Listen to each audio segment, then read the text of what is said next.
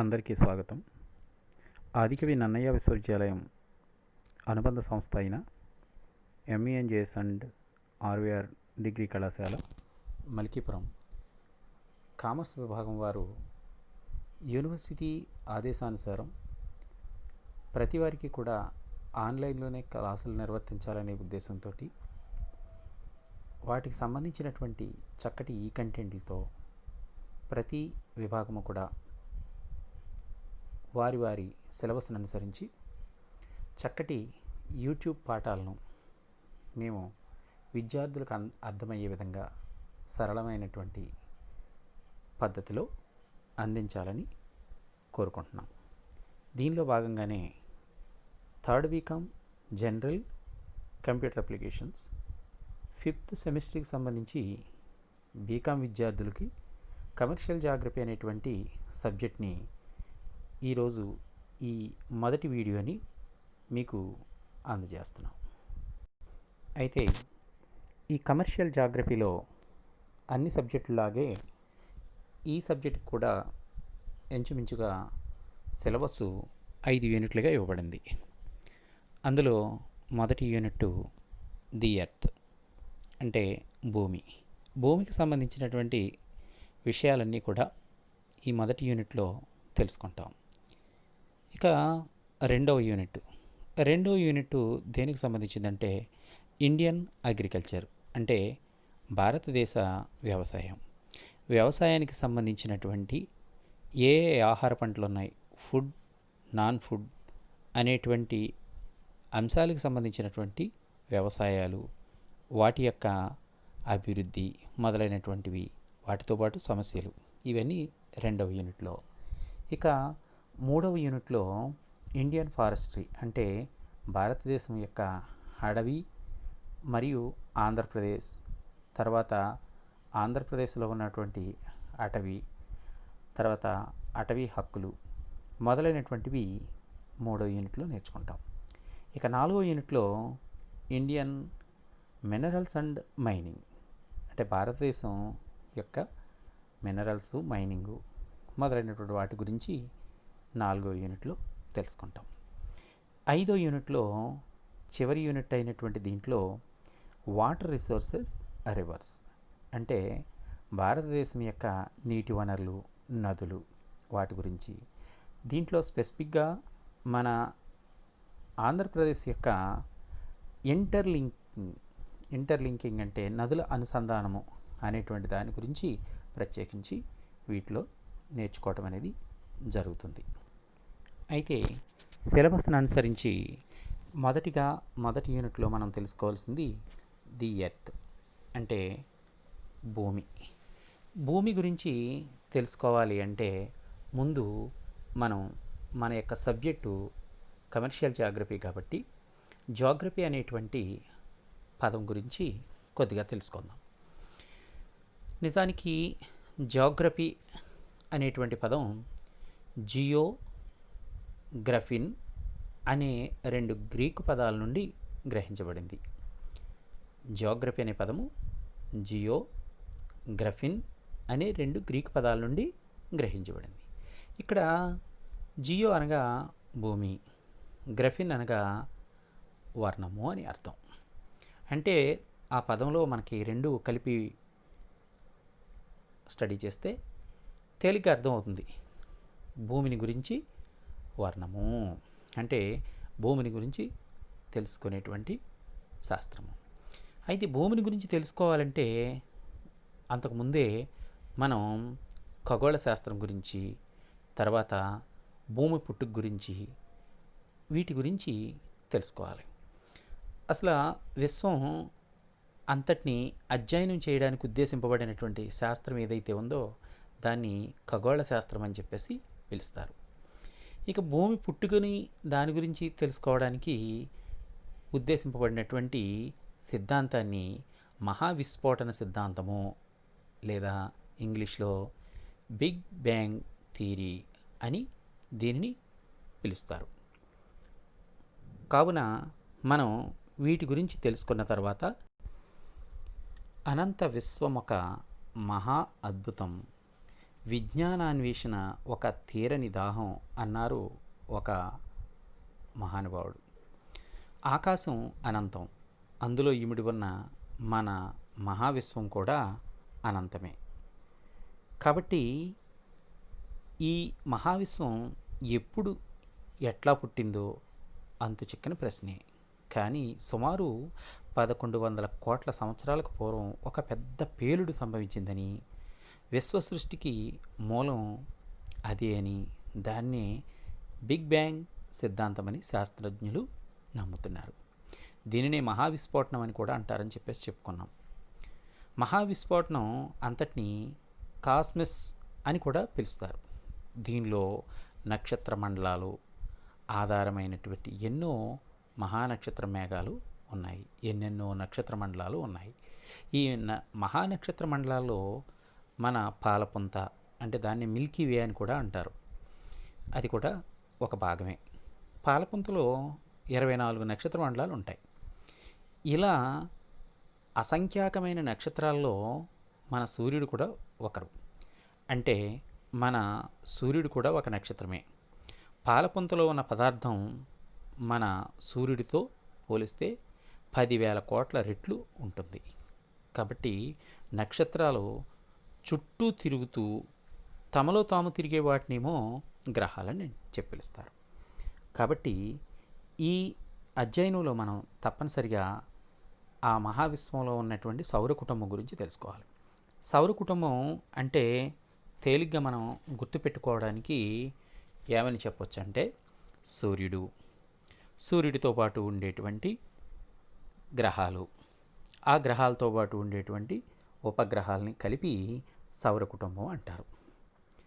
మన సౌర కుటుంబంలో మనకి ఎన్ని గ్రహాలు ఉన్నాయి, ఎన్ని ఉపగ్రహాలు ఉన్నాయి అని కనుక చూస్తే సౌర కుటుంబంలో 9-1 అంటే 8 గ్రహాలు సూర్యుడు కలిపి మనం సౌర కుటుంబంగా చెప్తాం. ఎందుకు 9-1 లేదా 8 గ్రహాలు అని చెప్పేసి చెప్తున్నామో ముందు ఆ విషయం గురించి చెప్తాను.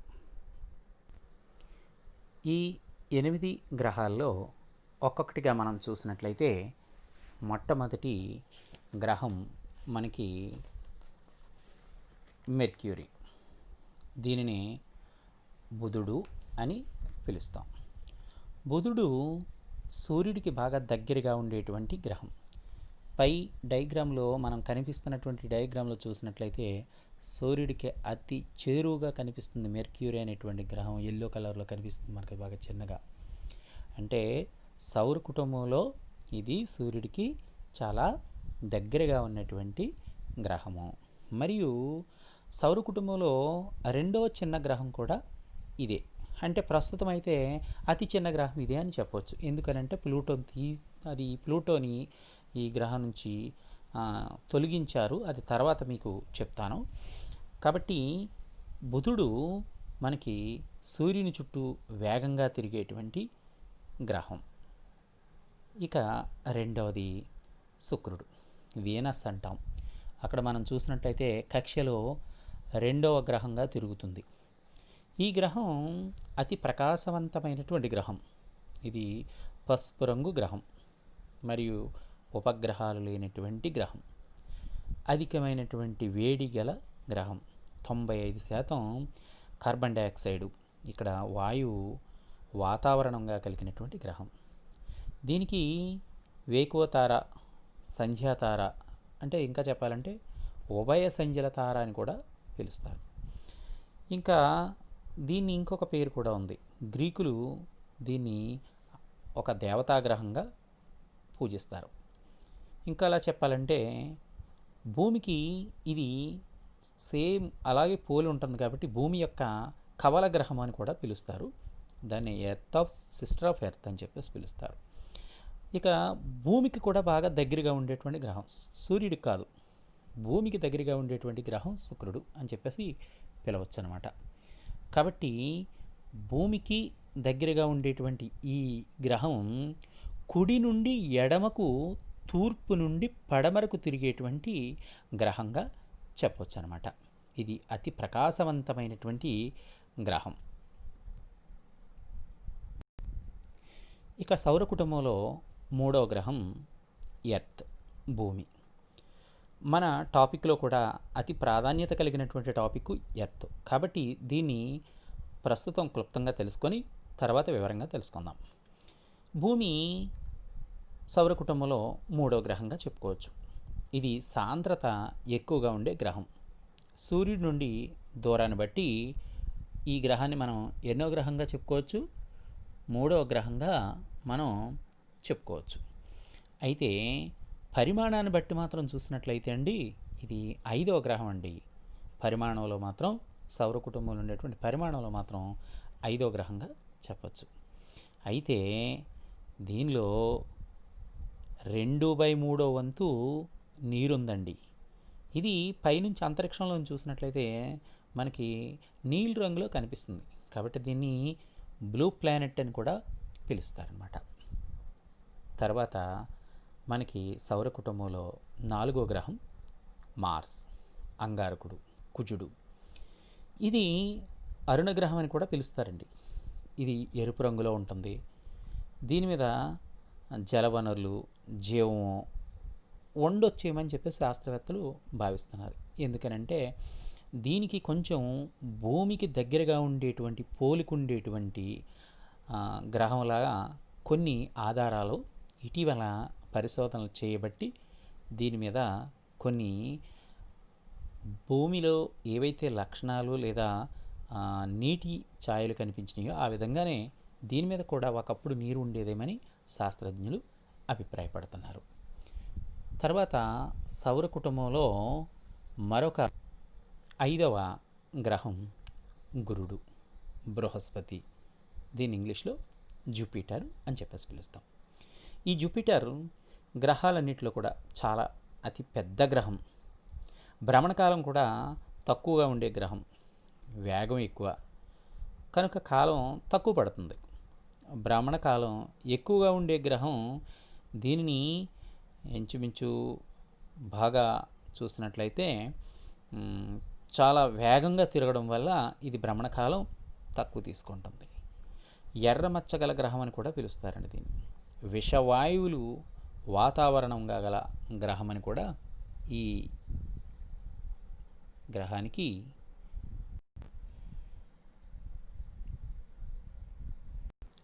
ఇక సౌర కుటుంబం తర్వాత మనం మన టాపిక్లో అతి ముఖ్యమైనటువంటి భూమి విషయానికి వచ్చినట్లయితే, భూమి అనేది మనం నివసిస్తున్నటువంటి మూడో గ్రహం. సౌర కుటుంబంలో మనం ప్రస్తావించాం. ఇది సౌర కుటుంబంలో మూడో గ్రహం, పరిమాణంలో 5వ గ్రహం అని చెప్పేసి చెప్పుకున్నాం. ఇది ప్రస్తుతం గ్రహాలన్నిటిలోనూ భూమి మీద మాత్రమే జీవరాశి లేదా జీవనానికి అనుకూలమైనటువంటి వాతావరణం అనేటువంటి ఏకైక గ్రహం. ఇక ఏ గ్రహం మీద కూడా భూమి మీదల నీరు లేదా జీవరాశి జీవించడానికి అనువైనటువంటి ఇతరమైనటువంటి ఏ వాయువులు సమృద్ధిగా కూడా లేవు. భూమి మీద మాత్రమే భూకంపాలు, అగ్నిపర్వతాలు వంటివి సంభవిస్తూ ఉంటాయి. భూమిని అనుసరించి వివిధ వాయువులు మిశ్రమమైన ఒక చక్కటి వాతావరణం కూడా ఆవహించి ఉంది. ఇదే సకల జీవరాశులకి కూడా ప్రాణాధారమైనదిగా చెప్పవచ్చు. మన భూమి ఎలా ఏర్పడిందనే దాని మీద శాస్త్రజ్ఞులు ఇంకా చర్చిస్తూనే ఉన్నారు.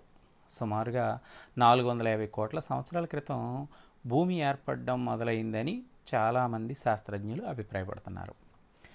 అనేక దశల్లో మార్పు చెంది ప్రస్తుత రూపాన్ని భూమి సంతరించుకుందని చాలామంది వారి యొక్క అధ్యయనాల్లో పేర్కొనడం జరిగింది.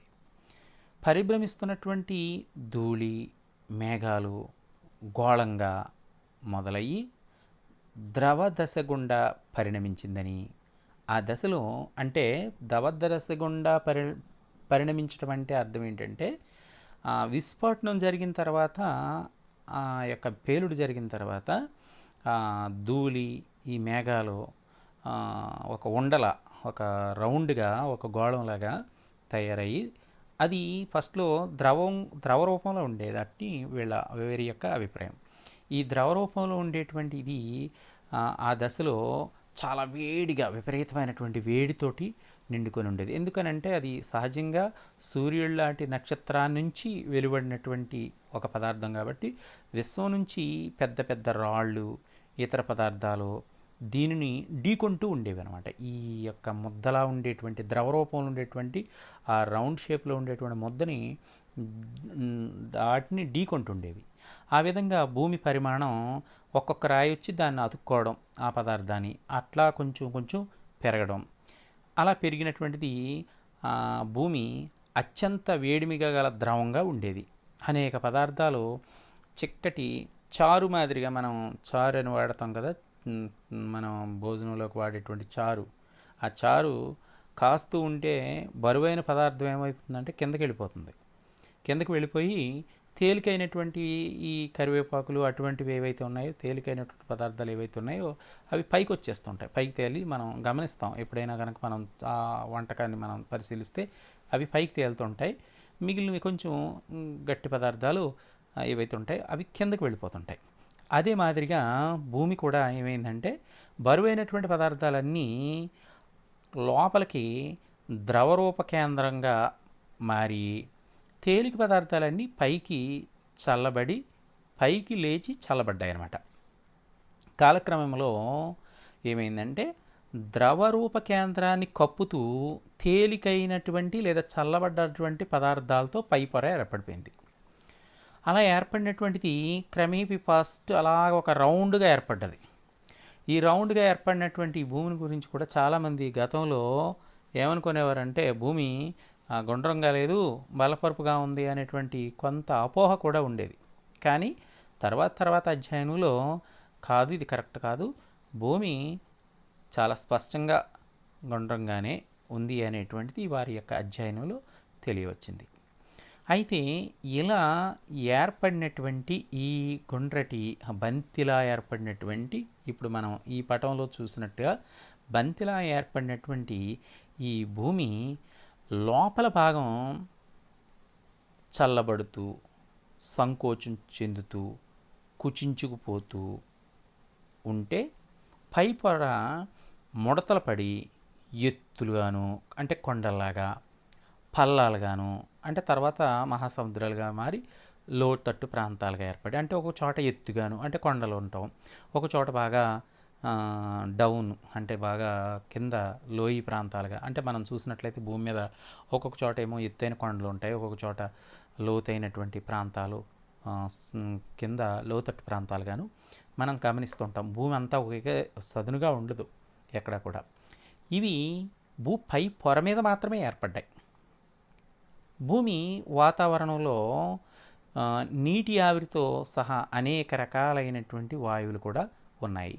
ఈ వాయువుల్లో అనేకం ఈనాడు మనకు తెలిసినవి జీవమనుగడకు దోహదం చేసేవి కావు. మనకు అవసరమైన ప్రాణవాయువు వాటిల్లో లేదు. అంటే అప్పుడు ఉన్నటువంటి వాయువులు ఏవి కూడా మనకు అంత అనుకూలమైనటువంటివి కాదు. తొలినాళ్లలో భూమి ఏర్పడినప్పుడు మనం పీలుస్తున్న గాలి రూపొందడానికి చాలా కాలం పట్టింది. అంటే మొట్టమొదటి భూమి ఏర్పడినప్పుడు ఉన్నటువంటి వాయువులు ఏవి కూడా మనకి ఇప్పుడు మనం పీల్చుకుంటున్నటువంటి ప్రాణవాయువుని పోలినటువంటి వాయువులు ఏవి కూడా అప్పట్లో మనకి అందుబాటులో ఉండేవి కావు. భూమి పై పొరల్లోని పల్ల ప్రాంతాలు వర్షం నీటితో, అంటే వర్షం రావడానికి కారణం ఏంటంటే భూమిని ఆవహించున్నటువంటి వాతావరణం ఏదైతే ఉందో ఆ వాతావరణ ప్రభావం వల్ల వర్షాలు కురవడం, ఆ వర్షాలు కురిసినటువంటి ఆ వాటి ద్వారా ఏర్పడినటువంటి ఆ నీరు ఏదైతే ఉందో అవి ఈ లోతట్టు ప్రాంతాల నుండి ఆ విధంగా అవి పెద్ద పెద్ద సముద్రాలుగాను మహాసముద్రాలుగాను ఏర్పడి అవి కాలక్రమేణా ఇవి భూమి మీద ఎత్తైన ప్రదేశాలు కొండలుగాను గుట్టలుగాను మెట్ట ప్రాంతాలుగాను లోతట్టు ప్రాంతాలంతా కూడా సముద్రాలుగాను ఉండిపోవటం జరిగింది. ఇక భూమి చరిత్రలో సగం కాలం ఎటువంటి ప్రాణి కూడా లేకుండా నిర్జీవంగా గడిచిపోయిందంటే అతిశయోక్తి కాదేమో. కారణం అప్పట్లో మనం ఇందాక పేర్కొన్నట్టుగా జీవవాయువు, ప్రాణవాయువు అటువంటి వాయువులు ఏవి లేవు. ఈ వాయువులు ఏర్పడ్డాక చాలా కాలం పట్టింది. ఆ తర్వాత సముద్రాల్లో జీవం మొదలయ్యి లక్షల సంవత్సరాల పరిణామ క్రమంలో మనుషులతో సహా అనేక రకాల మొక్కలు, జంతువులు, ఇతరమైనటువంటి ప్రాణులు రూపొందినట్లుగా మనకి అనేక రకాలైనటువంటి అధ్యయనాలు బయటపడినవి. అయితే ఇప్పుడు మనకి కనిపించేటువంటి ఈ భూమి మనం ఎప్పుడూ కూడా కొంతవరకు మాత్రమే ఈ భూమి లోతు కానీ దాంట్లో ఉన్నటువంటి లోపల ఉన్నటువంటి పొరల్లో కానీ లేదా భూమి అంతర్భాగంలో ఉన్నటువంటి వాటి గురించి కానీ ఎప్పుడూ పూర్తి స్థాయిలో మనం తెలుసుకోలేదు. కాబట్టి దీన్ని తెలుసుకోవాలి అంటే భూమి యొక్క అంతర్భాగంలో ఏ విధమైనటువంటి అమరిక ఉంది, భూమి అంతర్భాగం ఎట్లా నిర్మితమై ఉంది అనే విషయాన్ని తెలుసుకోవాలి అంటే భూమిని ఒక గోళంగా మనం చూసినట్లయితే ఆ గోళాన్ని, అంటే ఉదాహరణకి భూమి ఒక గుండ్రంగా ఉంది అని అనుకున్నాం కాబట్టి అలా ఒక గుండ్రటి పుచ్చకాయను మనం రెండు ముక్కలుగా కట్ చేసినట్లయితే మనం ఇప్పుడు చూపిస్తున్నటువంటి ఈ పటంలో చూపించినట్టుగా మనం ఒక బద్దల మనం చేసినట్లయితే దాన్ని మరలా ఇంచుమించు 1, 2, 3, 4 పొరలుగా మనం విభజించవచ్చు. ఈ పైన మొదటిగా మనం చెప్పుకున్నట్లయితే పెద్ద భాగం పైన నీలిరంగు, కొద్దిగా పచ్చగా, నీలుగా, కొంచెం గోధుమ జారలతోటి ఉన్నటువంటి అది ఒక ప్రదేశం. తర్వాత కొంచెం ఎర్రగా మారినటువంటి ప్రదేశంలో అంటే ఒక భాగం.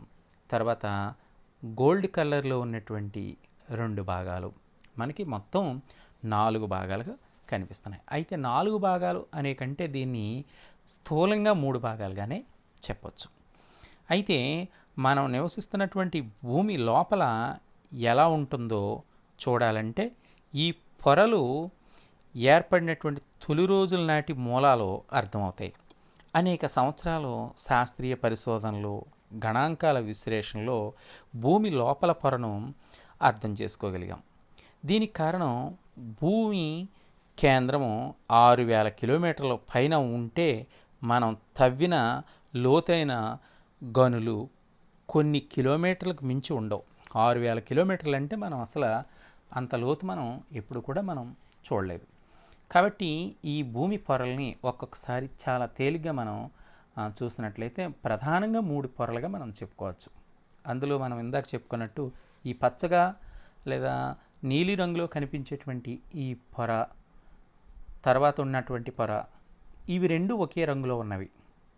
కాబట్టి ఈ పటంలో చూపిన విధంగా మనం చూస్తే మొదటిది భూపటలము అని చెప్పేసి పిలుస్తున్నాం. ఈ భూపటలాన్ని మనం ఇంగ్లీష్లో క్రస్ట్ అని చెప్పేసి పిలుస్తాం. క్రస్ట్. ఈ క్రస్ట్ గనక చూసినట్లయితే ఈ భూపటలం భూమి బయట పొర, మనం నివసిస్తున్నటువంటి పొర, ఇంకా చెప్పాలంటే మనం ఈ క్రస్ట్ మీదే నివసిస్తున్నాం. భూపటలం అని చెప్పేసి చెప్పుకుంటున్నటువంటి ఈ పొర మీద మాత్రమే నివసిస్తున్నాం. ఇది ఎలా ఏర్పడిందో అంతకుముందు మనం ఇందాకే దీని గురించి తెలుసుకున్నాం. ఈ పొర భూమి ఉపరితలం నుండి సుమారుగా 30 కిలోమీటర్ల నుండి 100 కిలోమీటర్ల వరకు మనకి దీని యొక్క లోతు ఉంటుంది. అంటే సుమారుగా ఒక 30 కిలోమీటర్ల నుంచి 100 కిలోమీటర్ల వరకు. ఈ పొరలో ప్రధానమైనటువంటి వివిధ రకాలైనటువంటి రాళ్ళు ఉంటాయి. రాళ్ళు, రప్పలు, ఇతరమైనటువంటి ఇసుక పదార్థాలు, ఇవన్నీ మనకు చూస్తుంటాం. అంటే మన అవసరం కొరకు ఎప్పుడైనా కొంత లోతు తవ్వినట్లయితే ఆ తవ్విన కొలిది మనం 100 కిలోమీటర్ల వరకు మనం తవ్వే అంత అవసరం రాకపోవచ్చు. 100 కిలోమీటర్ల వరకు తవ్వే అవకాశం రాకపోవచ్చు. కాబట్టి ఇవన్నీ కూడా రాళ్ళతోటి వీటితోటి నిండి ఉంటాయని చెప్పేసి చెప్పొచ్చు అనమాట. అయితే దీనిలో బాసాల్ట్, గ్రానైట్ వంటి కఠినమైనటువంటి శిలలు కూడా ఉన్నాయి. ఇది ఖండాలు, మహాసముద్రాలు కూడా దీంట్లో ఈ భూపటలం మీదే ఉంటాయని చెప్పేసి చెప్పచ్చు. ఇక రెండవది భూప్రవారము అంటారు. దీన్ని ఇంగ్లీష్లో ఎర్త్స్ మ్యాంటిల్ అని చెప్పేసి పిలుస్తారు. మ్యాంటిల్. ఈ భూపటలం తర్వాత మనం ఇంచుమించు పైన చెప్పుకున్నట్టుగా 100 కిలోమీటర్ల వరకు భూపటలం విస్తరించి ఉంటే ఆ 100 కిలోమీటర్ల నుంచి మొదలుకొని 2900 కిలోమీటర్ల వరకు భూప్రవారము లేదా మ్యాంటిల్ అని చెప్పేసి పిలువబడేటువంటి ఈ పొర ఆవరించి ఉంది. అయితే ఈ భూప్రవారంలో పైభాగం మెత్తగా ఉంటుంది, దీనిపై పై పొర తేలుతూ ఉంటుంది. ఇందులో ప్రధానంగా సిలికేట్లు అనేటువంటి రసాయనాలు మాత్రం దీంట్లో ఉంటాయని మనకి కనుగొనడం జరిగింది. అయితే ఈ భూపటలమునకు భూప్రవారానికి మధ్య అక్కడక్కడ కూడా అంతరాలు, కొంచెం గ్యాప్స్ అనేటువంటివి ఉన్నట్టుగా మనకి చెప్తారనమాట. ఇక తర్వాత మూడవది భూకేంద్ర మండలం. భూకేంద్ర మండలం అంటే మనం భూపటలము లేదా మ్యాంటిలేమో 30 కిలోమీటర్లు లేదా 100 కిలోమీటర్ల వరకు వ్యాపించి ఉంటే భూప్రవారం 100 నుంచి 2900 వరకు కిలోమీటర్ల వరకు వ్యాపించి ఉంటే భూకేంద్ర మండలం 2900 కిలోమీటర్ల నుంచి మొదలుకొని 6376 కిలోమీటర్ల వరకు ఉంటుంది. ఒక్కసారి మరలా దీన్ని చాలా జాగ్రత్తగా గమనించినట్లయితే 2900 కిలోమీటర్ల వరకు ఆల్రెడీ భూప్రవారం ఆవహించింది కాబట్టి 2900 కిలోమీటర్లు మొదలుకొని 6376 కిలోమీటర్ల వరకు భూకేంద్ర మండలం విస్తరించి ఉంది. మరలా దీంట్లో మనం చూసినట్లయితే ఆ 2 భాగాలు ఉన్నాయి. అయితే ఆ 2 భాగాల గురించి చెప్పుకునే ముందు అసలు దీంట్లో ఏ పదార్థాలు ఉన్నాయో మనం చూద్దాం. ప్రధానంగా దీంట్లో ఇనుము, నికిల్ వంటి భార ఘన పదార్థాలు ఉంటాయన్నమాట. దీనిని 2 ఉపపొరలుగా విభజించవచ్చు. అందులో ఒకటి కొబ్బరి చిప్పలాగా ఉన్నటువంటి ఒక పార్ట్ ఉంది, దాని తర్వాత కొంచెం రౌండ్గా బంతి రూపంలో ఒక పార్ట్గా కనిపిస్తుంది అనమాట. వీటిని బయట కేంద్ర భాగము, లోపల కేంద్ర భాగం అని చెప్తారనమాట. బయట కేంద్ర భాగం అంటే external central part, internal central part అని చెప్పేసి పిలుస్తారు ఇంగ్లీష్లో. దీంట్లో బయట కేంద్ర భాగము లేదా ఎక్స్టర్నల్ పార్ట్ ఏదైతే ఉందో ఈ భాగం 2900 కిలోమీటర్ల నుంచి 5100 కిలోమీటర్ల వరకు ఉంటుందన్నమాట. ఈ పొరలో ఇనుము, నికిల్ వంటి లోహాలు ద్రవ పదార్థాల రూపంలో ఉంటాయన్నమాట. ఆల్మోస్ట్ మనం ఇక్కడికి వచ్చేసరికి మీరు గమనిస్తే ఇక్కడ అన్ని ద్రవ రూపంలో ఉన్నట్టుగానే మనం చెప్పుకుంటున్నాం. ఇక తర్వాత రెండవది లోపల కేంద్ర భాగం. ఇది ఘన రూపంలో ఉండే ఈ లోపల భాగం 5100 కిలోమీటర్ల నుంచి 6376 కిలోమీటర్ల వరకు విస్తరించి ఉంటుంది.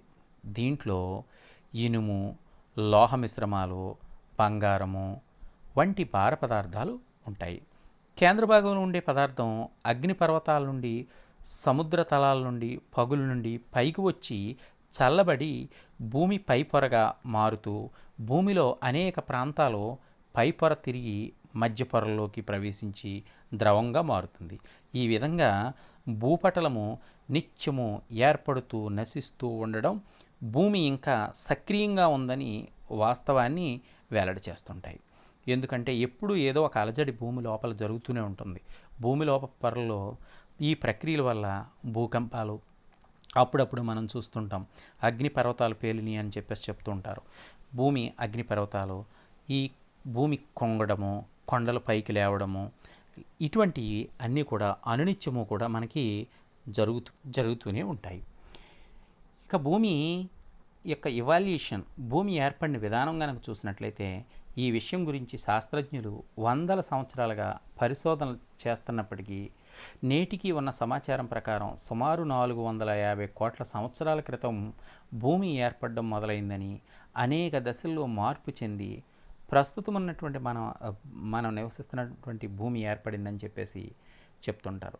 అది క్రమేపీ తిరుగుతూ పరిభ్రమిస్తూ ఒక గోళంగా మొదలై ఉష్ణంగా కలిగినటువంటి ద్రవ్య దశని దాటుకొని విశ్వం నుండి పెద్ద పెద్ద శిలలు, ఇతరమైనటువంటి పదార్థాలు అంతకుముందు మనం చెప్పుకున్నట్టుగా అవన్నీ కలిపి నేడు చల్లబడి ఒక చక్కటి భూమిగా కొన్ని సంవత్సరాల వరకు ఏ విధమైనటువంటి వాయువు లేకపోయినప్పటికీ అవి కాలక్రమేణా ఒక రూపాంతరం చెంది చక్కటి ఆవాసయోగ్యమైనటువంటి భూమిగా ఏర్పడిందని మనకి శాస్త్రజ్ఞులు చెప్తున్నారు.